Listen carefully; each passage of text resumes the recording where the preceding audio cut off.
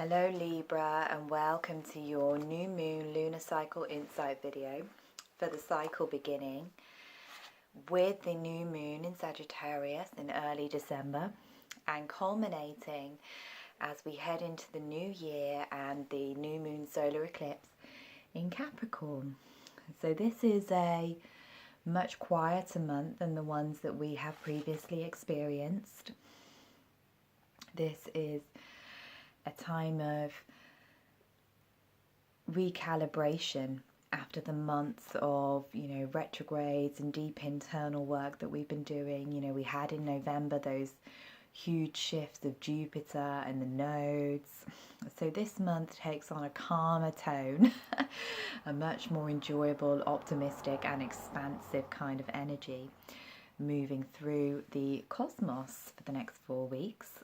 So we're going to begin the month for you, lovely Libras, with both Venus and Mercury heading back into Scorpio. So on the 1st of December, Mercury went back into the sign of the Scorpion. He retrograded back to the final degrees, and Venus crossed back over from your sign back into Scorpio. So we have the love goddess and the messenger kind of bookending the sign of the Scorpion as we head into this new moon phase. And these are degrees that these two planets first activated in October this year. So we're looking at receiving the rewards for the hard work that we put in during this period, which would have been especially intense for you, Libra, with your ruler being retrograde and, then rebirthing herself in your sign, which we've talked about in previous videos. So these energies are taking place in your second house, which is where Venus spent the majority of her retrograde over the past couple of months. So this is you receiving the harvest of all of the work that you've been putting into working with issues around resources, self-love, self-worth, and of course relationship, because you are Libras. So this can be a time of completion where anything that we didn't deal with during the retrograde period can come up as Venus moves through her shadow until the 17th. But also we can start to receive the blessings. And in the second house, these blessings can be a new sense of value, a new sense of self-worth, a new sense of self-love. But on a more practical, tangible level, they can be to do with abundance, they can be to do with opportunity. So it's really important that we're allowing ourselves to receive what is being given to us during this period with Venus in the second house. And if we are feeling uncomfortable around that, it's a good idea to look at why. Why am I feeling uncomfortable? Where am I still undervaluing myself? Because with Mercury on the final degrees, stationing direct just before the new moon on the 6th of December, in trine to the North Node in your 10th house, and Neptune and Chiron in your 6th house, we can see that there may be some revelations, some truths revealed, some old patterns uncovered that take you into an even deeper awareness of these issues. And the second house, the 10th house and the 6th house are all very much related to our finances, our reputation, our career and our daily work. So we can look at ideas and inspirations coming in, but also we might face some truths around perhaps why we're not manifesting enough prosperity in our life, or why we feel like we don't deserve to receive. But generally this can be a time of reconnection, of coming back to yourself as your ruling planet leaves her retrograde shadow. So the new moon on the 7th of December at 14 degrees Sagittarius, the great attractor, will fall in your 3rd house. of course, alongside Jupiter, who's in the early degrees of Sagittarius now, having made his shift last month.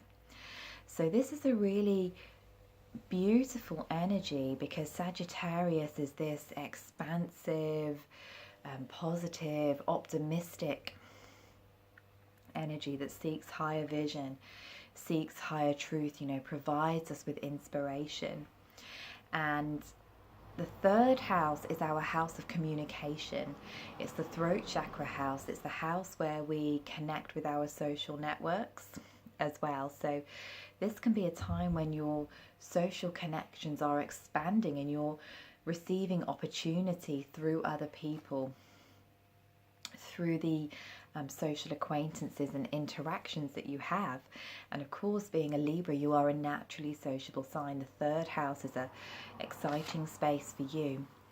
On a deeper level, this energy can be about finding our truth. We talked about this a little bit last month with the Gemini Sagittarius polarity with the last full moon, because Gemini and the third house is all about how we share our thoughts, our words, our teachings. Sagittarius is about what I believe to be true.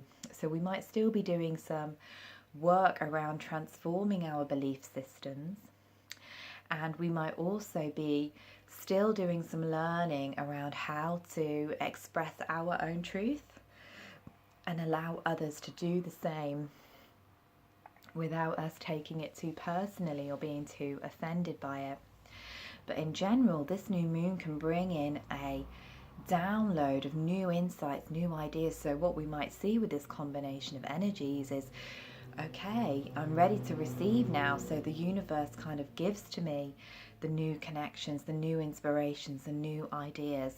But how are we going to ground them?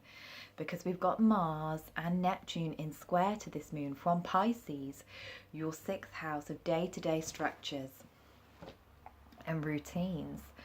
So Mars in Pisces can also be quite a illusory or fantastical energy as well. So let's really capture what we're being given. Let's really ground it. Let's really take the day-to-day steps to bring what we're shown into being.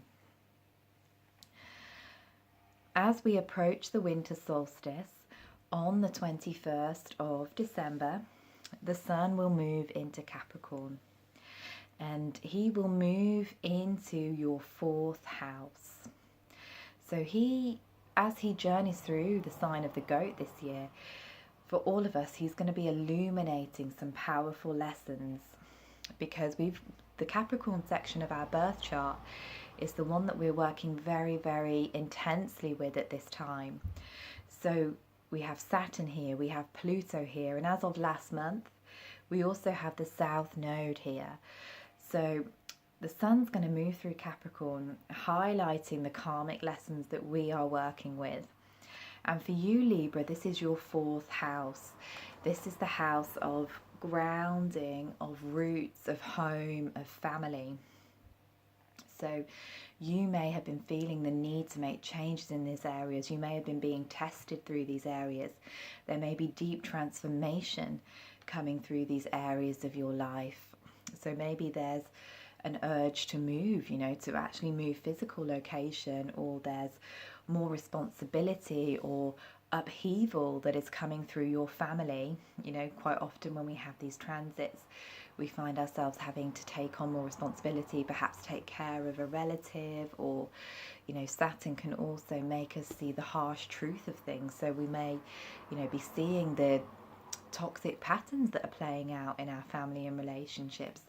So he's kind of clearing the way, clearing the old out, so we can really lay firm foundations for the future. And this energy is very, very much highlighted over the coming 4 weeks as the Sun moves through here, and then we have the solar eclipse here in early January. The day following the solstice, on the 22nd of December, we have the moon, a full moon in Cancer. So again, this moon will be at 0 degrees, the same as the Gemini moon last month. So there's a very initiatory cycles, and this moon will fall in your 10th house. So this is the 4th, 10th house, and this is where the nodes are. This is where the evolution is happening for you at this time for the next 18 months, Libra. So the full moon in the 10th house is illuminating our balance between our home life and our career, our need for withdrawal, our need for space and privacy and nurturing and nourishment, and our need to achieve something in the world. So perhaps there are some old stagnant energies that are in your, that have been constricting these areas of your life that need to be cleansed, that need to be transformed and washed away. And this moon can help us to see what we need to let go of at this time. And because it's happening in a cardinal sign, for you, it's kind of affecting you very personally, Libra. So it's all about letting go of old emotions, old patterns, old hurts, old wounds. Cancer can be a very, very nostalgic sign. So we might have a lot of memories coming up from the subconscious during this period as well that need releasing. So it's a time where we can look at how we can give ourselves the time to really manifest our dreams and goals that were initiated with the new moon, and how we can anchor them and how we can make them work with our own needs for connection, our needs to also spend time with our family and our loved ones in our home. So it's that finding that point in the middle of these polarities for you around the time of that full moon.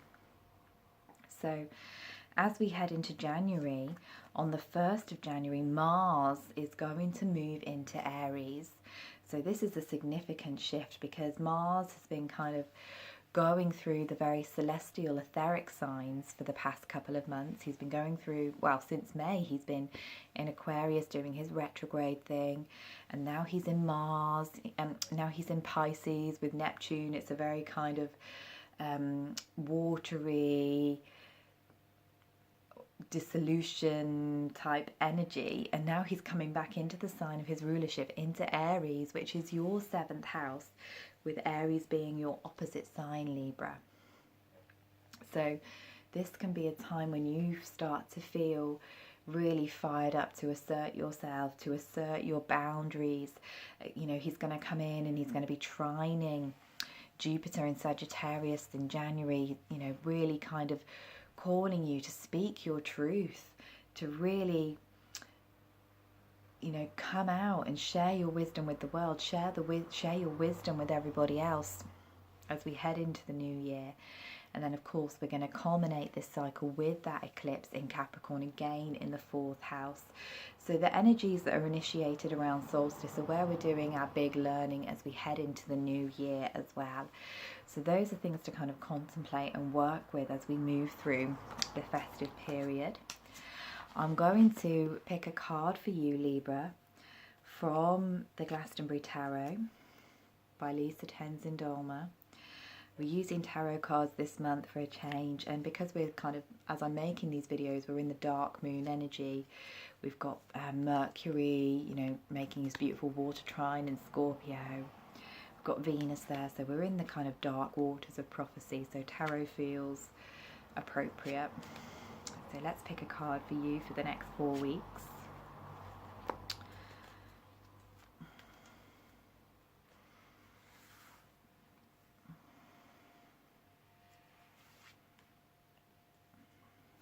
Interesting. So the card that I've picked is Death, and this is the card in tarot that makes everybody go, oh no.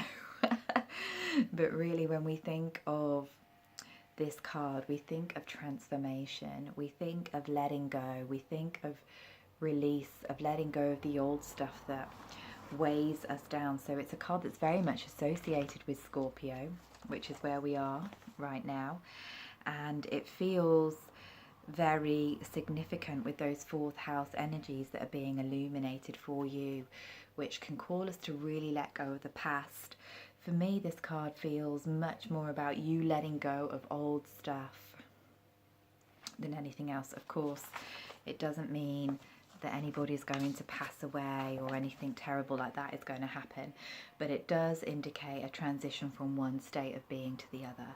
So in astrological terms, we can think of the death card as being very Plutonian, very Scorpionic, where we die to the old self, the something that the ego has to let go of so that we can be reborn anew. And you are going through this rebirthing phase at the moment as Venus, you know, starts to leave her shadow period, because as she's been retrograde, it's been deeply, deeply personal for you. So perhaps you do feel like you've been reborn and you do feel like a new person, and you are really disconnecting yourself from those things that have been holding you back for so long. It can be about breaking out of stagnancy, breaking out of complacency. So please don't feel worried by that, Libra, and just open yourself to the changes that are coming. Thank you so much for listening to me. If you wish to connect with me further, there are the links below for my Facebook groups and my Facebook page where I do my astrological writings. I am wishing you a very, very blessed Yule and festive season.